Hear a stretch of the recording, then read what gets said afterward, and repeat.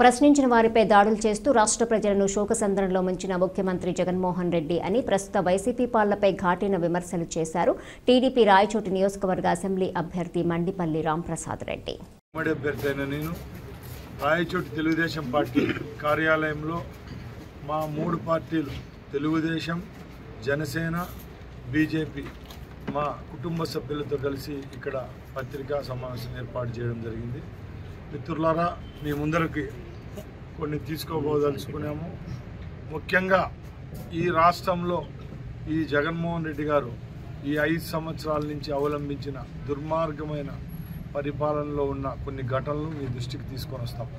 ముఖ్యంగా గత 5 సంవత్సరాల నుంచి ఈ రాష్ట్రంలో ఎక్కడ చూసినా నేరాలు ఘోరాలు తలపించాయి. ఈ జగన్మోహన్ రెడ్డి అనే వ్యక్తి ఈ రాష్ట్ర ప్రజలకు శోకము తప్పక ఏ రోజు సుఖనిద్ర ఇచ్చిన పాపాన పోలేదు. ముఖ్యంగా బడుగు బలహీన వర్గాలైతేనేమి, మైనార్టీలు అయితేనేమి ఈ 5 ఏళ్ల పాలనలో అధోగతి పాలైనాయి. ఏమంటే ఈరోజు జగన్మోహన్ రెడ్డి అనే అతను అధికారాన్ని అడ్డబెట్టుకొని తన పార్టీ కార్యకర్తల ద్వారా, నాయకుల ద్వారా నిరంకుశ హిట్లర్ పరిపాలన తలపించే విధంగా ఈ 5 సంవత్సరాల నుంచి ఈ 175 నియోజకవర్గాల్లో వారి పెత్తనంతో ప్రజలను అణిచివేసినారు. దాంట్లో ఎన్నో ఘటనలు ఉన్నాయి.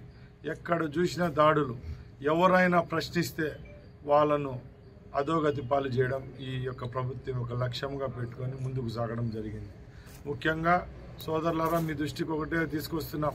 ఈరోజు జగన్మోహన్ రెడ్డి అనే అతను ఏం చేశాడు ఈ రాష్ట్రానికి? ఈరోజు ప్రజల దగ్గరికి ఆయన వెళ్తున్నాడు. ఏమని వెళ్తున్నాడు? ఏమి అభివృద్ధి జరిగింది చెప్పండి.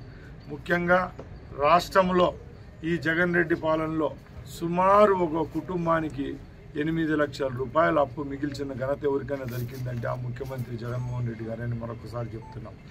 ఇంకో విషయం చెప్తున్నాం. మద్యం పాలసీని తెచ్చాడు.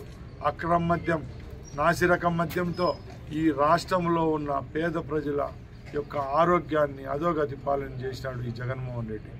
ముఖ్యంగా ఈ రాష్ట్రంలో నాసిరకం మద్యం అంటే ఆయన దగ్గర ఉన్న ఎంపీలు, ఆయన దగ్గర ఉన్న బడా నాయకులకే ఈరోజు లిక్కర్ కాంట్రాక్టర్గా వ్యవహరించి వాళ్ళ ఫ్యాక్టరీలో తయారైన మద్యం తాగి ఈరోజు రాష్ట్రంలో ఉన్న పేద ప్రజలకు ఆరోగ్య సమస్యలు వచ్చి హాస్పిటల్ చుట్టూ తిరుగుతున్నారు. మీకు ఒకటి తెలుసో తెలీదో, సుమారు 3 లక్షల మంది ఈ మద్యం బానిసలై చనిపోవడం కూడా జరిగింది. అలాగే ఈ రాష్ట్రంలో ఏ ప్రభుత్వం చేయని విధంగా ఈ 5 ఏళ్లలో 9 సార్లు విద్యుత్ ఛార్జీలు పెంచిన ఘనత ఈ జగన్మోహన్ రెడ్డి ప్రభుత్వానికే దక్కుతుంది. అలాగే చెప్తున్నా, అమ్మఒడి అని డబ్బా కొట్టుకుంటున్న ఈ జగన్మోహన్ రెడ్డి ప్రభుత్వం సుమారు 13,000 కోట్లు ఇచ్చినామని చెప్పుకుంటున్నారు. 13,000 కోట్లు అమ్మఒడిలో ఇచ్చి నాయన బుడ్డికి సుమారుగా 1,00,000 కోట్ల రూపాయల ధనాన్ని తీసుకోవడం, వెనక్కి తీసుకోవడం ఇది ఆయనకు తగునా అని అడుగుతున్నా. అంటే అమ్మఒడి అనే పథకం ద్వారా నువ్వు పేద ప్రజలు యొక్క చదువుల కోసం, వాళ్ళ బిడ్డల కోసం 13,000 కోట్ల రూపాయలు ఇచ్చినానని చెప్పుకుంటూ ప్రతిరోజు ఒక మధ్యతరగతి కుటుంబం అయితేనే పేద కుటుంబాలు మీ ద్వారా వాళ్ళు సంపాదించిన లెక్కను తీసుకొని వచ్చి ఆ నాణ్యత లేని మద్యంకు బానిసలై అక్కడ వచ్చిన డబ్బును మరీ ప్రభుత్వానికి కప్పం లెక్కన కట్టే రోజు ఈ రాష్ట్రంలో జరుగుతూ ఉందని తెలియజేసుకున్నాను. మళ్ళా ఇంకోటి చెప్తున్నా, ఈ దేశంలో ఉన్న ఏ రాష్ట్రంలో లేని చట్టాలు ఈ రాష్ట్రంలో వచ్చినాయి. ముఖ్యంగా మొన్నే చూసాం, టైటిల్ యాక్ట్ అని కొత్తగా తీసుకొని వచ్చినాడు. రెవెన్యూ వాళ్లకు టోటల్ పట్టం కట్టేసినాడు ఈ రాష్ట్రంలో ఉన్న రెవెన్యూ భూములన్నీ. ఎవరైనా నష్టం జరిగితే ముందు కోర్టును ఆశ్రయించే వాళ్ళం. ఈరోజు ఏదైనా రెవెన్యూ పరంగా ఏదైనా సమస్యలు లేవనెత్తితే అవి రెవెన్యూ వాళ్ళకే ఇవ్వడం జరుగుతూ ఉంది. ఇంకా న్యాయస్థానాలు లేకపోయి ప్రశ్నించే హక్కు కూడా మన చేతుల్లో నుంచి తీసేసిన దుర్మార్గమైన గతి పట్టించిన ఘనత కేవలం జగన్మోహన్ రెడ్డికే దక్కుతుంది. ఇలాగో ఎన్నో కార్యక్రమాలు చేశాడు జగన్మోహన్ రెడ్డి. ఎక్కడా లేదు. అభివృద్ధి అనేది పక్కన పెట్టేసినాడు. సంక్షేమం అంటాడు. సంక్షేమంలో ఏ విధమైన కార్యక్రమాలు చేశాడు ఒకసారి మీరు చెప్పాలా. కేవలం ఇక్కడ పెన్షన్లు ఇస్తున్నాడు. పెన్షన్లు 3,500 రూపాయలు, 225 రూపాయలు ఎంత పెన్షన్ ఇస్తున్నాడు. నేను ఒకటే అడుగుతున్నా, ఎన్ని కుటుంబాలకు పెన్షన్ లబ్ధిదారులు ఉన్నారో ఒకసారి చూడండి.